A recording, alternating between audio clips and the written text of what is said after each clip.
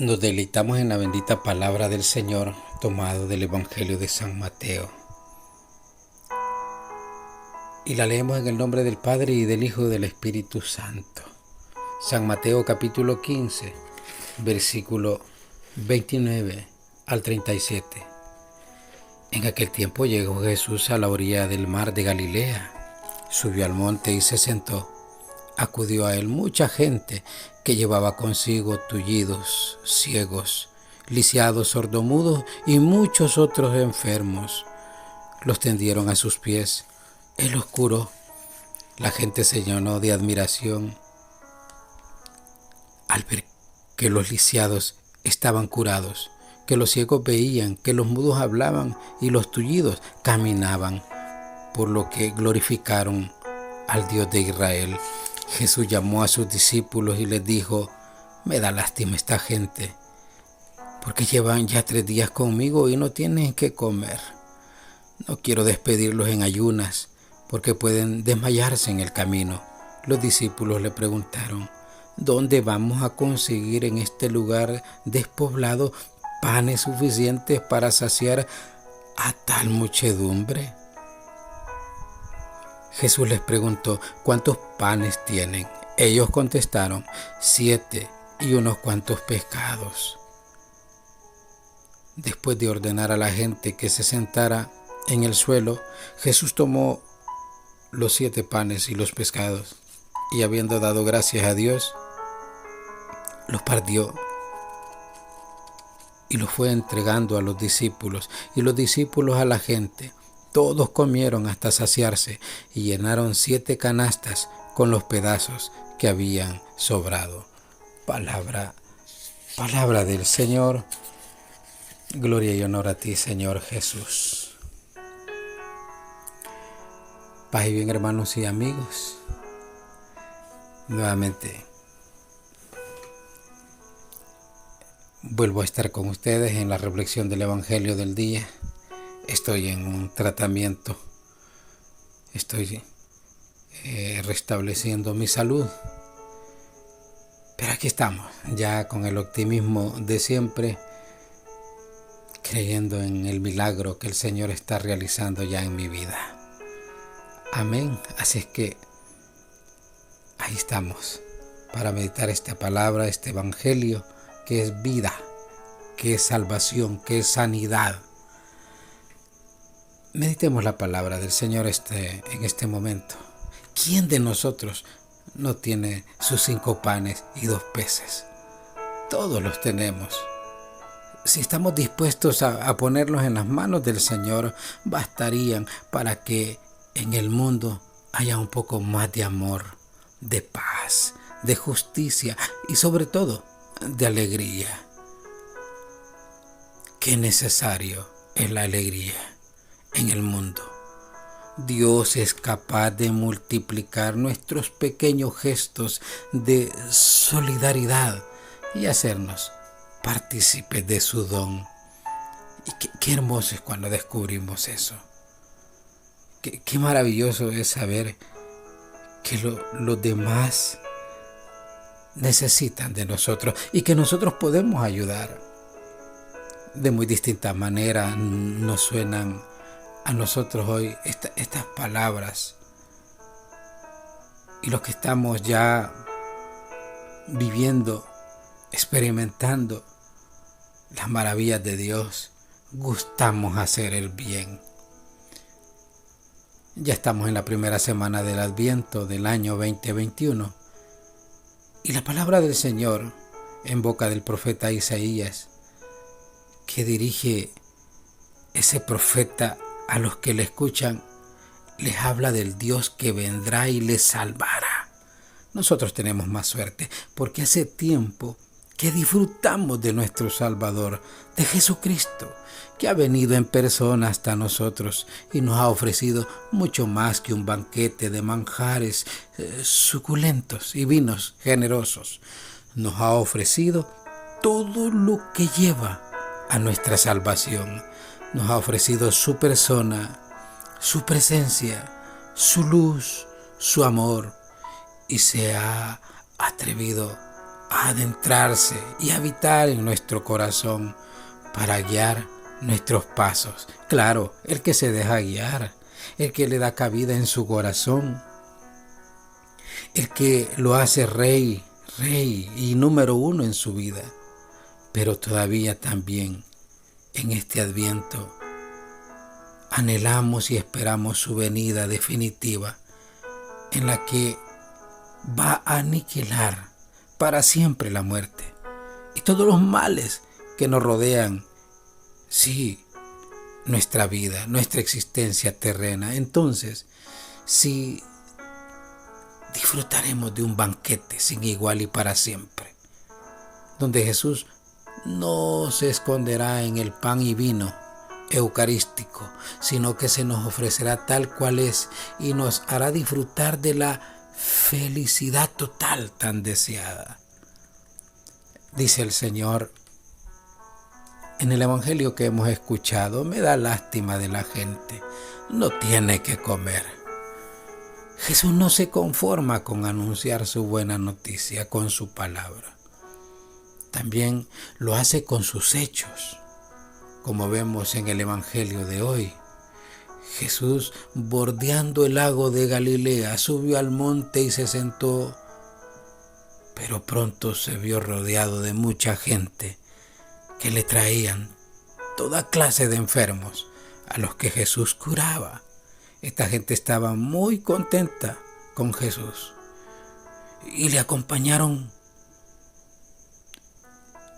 tantas veces, y esos 3 días estuvieron con él, pero no tenían que comer. Y Jesús no quiere despedirlas por temor, dice el Evangelio, a que se desmayen en el camino. Y una vez más, Jesús acude a su amor a aquellas personas, y siendo también Dios, se las arregla para darles a todos de comer, multiplicando 7 panes y unos pocos peces, dice la palabra. En Jesús su amor es ingenioso y poderoso en palabras y hechos, y así tiene que ser también el seguidor de Cristo, usted y yo. No solo predicar, no solo hablar, sino también ayudar, colaborar. Dios bendiga a aquellos hombres y mujeres que de una o de otra manera hacen llegar el alimento a aquellos más necesitados. De alguna manera también nosotros, seguidores de Jesús, debemos imitarle, debemos predicar su buena noticia. Sí, la que alegra nuestra vida a las personas que nos encontramos en la vida, no solo con nuestras palabras, sino también siempre. Lo podemos hacer con hechos, con nuestros hechos, ayudándoles en lo que necesiten de nosotros y en aquello que nosotros podamos colaborar y dar. La palabra del Señor dice que frente a la multitud que lo sigue, y por así decir, no lo dejaban en paz. Jesús no actúa con irritación, no se molesta, no dice esta gente me molesta, sino que se siente Él compasivo por ellos, porque sabe que no lo buscan por curiosidad, sino por necesidad. Estemos atentos. Compasión es lo que siente Jesús. No es simplemente sentir piedad, es más, significa misericordia. Es decir, identificar con el sufrimiento del otro el punto de cargarlo en sí mismo. Así es Jesús. Sufre junto a nosotros. Sufre con nosotros. Sufre por nosotros. Y qué importante y maravilloso es el amor de Dios manifestado en Jesús. Y el signo de esta compasión son las numerosas curaciones que hace. Jesús nos enseña a anteponer las necesidades de los pobres a las nuestras. Nuestras exigencias, aún legítimas, no serán nunca tan urgentes como las de los pobres, que no tienen lo necesario para vivir. Nosotros hablamos a menudo de los pobres, pero cuando hablamos de los pobres sentimos a ese hombre, a esa mujer, a ese niño que no tienen lo necesario para vivir. Sentimos. Los hemos descubierto, y si los hemos descubierto, les hemos ayudado. Sentimos a ese hombre, a ese niño tan cercano, tan necesitado. No tienen pan para comer, no tienen pan para vestirse, no tienen la posibilidad de medicina. También los niños que no pueden ir a estudiar, que no se pueden formar por falta de recursos, de dinero. Es por esto que nuestras exigencias, aun siendo legítimas, no serán nunca tan urgentes como la de los pobres que no tienen lo necesario, ni siquiera para vivir. Por eso, esta palabra, al meditarla, que nos ayude a entender que los demás son imagen y semejanza de Dios y que nosotros podemos ayudarles, podemos asistirles, podemos amarles. Las curaciones que obró Jesús, esas curaciones, pueden parecernos hasta lógicas. Era el Hijo de Dios y lo podía hacer. Hasta ahí nos parecen lógicas. Y nos parecen lógicas porque nosotros así nos evitamos nuestra responsabilidad. Ay, pero yo no soy Dios, yo no soy Jesús. Pero podemos hacer el pequeño milagro de llevarle felicidad, compañía, fraternidad y comprensión a los demás. Sí, Jesús curó a muchos, pero también nosotros. También podemos curar a otros de la envidia, del menosprecio. Sí, de aquellos que necesitan que le echemos una mano en el camino, porque se han caído, porque se han equivocado, porque han fracasado. Podemos ayudar. Podemos hacerlo. Existen organizaciones que han tomado la responsabilidad de llevar enfermos a los hospitales. Personas que son de buen corazón y dicen, cuenten conmigo. Yo voy a dar tanto porque necesita esa comunidad, esas personas. Qué bueno, eso es maravilloso. Pero no solo es responsabilidad de una o de otra, pero es de todos. Porque nosotros todos somos hermanos en Jesús. Acercarse a Jesús es acercarse a los demás también.